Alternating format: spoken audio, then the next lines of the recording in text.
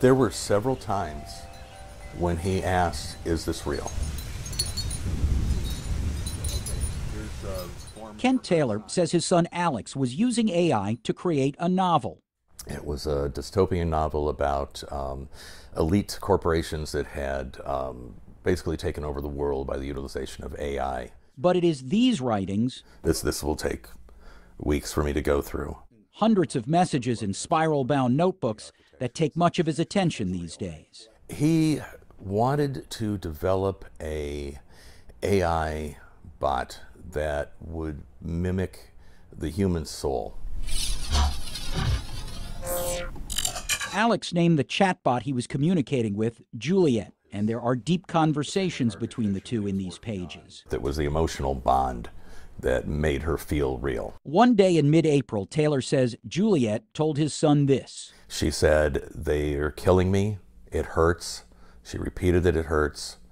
And she said that she wanted him to take revenge. He mourned her loss. I've never seen him being mourned as hard as he did. He was inconsolable. I held him. Taylor says his son had been diagnosed with bipolar disorder and schizophrenia.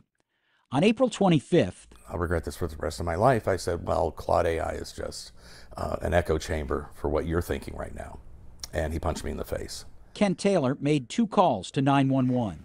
Has any of the anger or frustration subsided over time with what the police did? I would say the anger has subsided some, but the frustration absolutely not. Apparently he's back outside in the carport. After waiting outside the home, Alex charged at officers with a butcher knife. Stop it! Stop it! And was shot and killed. Stop it! Taylor believes police did not follow their own protocols. There was no crisis intervention team. There was no de-escalation. There was no reason for them to approach it as a tactical situation instead of a mental health crisis. The 911 calls have not been released publicly. Taylor's still waiting for his son's laptop to be returned. Technology has to have safety and has to have guardrails. My son was able to defeat some of those guardrails. Taylor says despite the tragedy surrounding his son, he says AI and ChatGPT can still be a useful tool. In fact, in the chaos immediately following the shooting, Taylor used it to craft his son's obituary.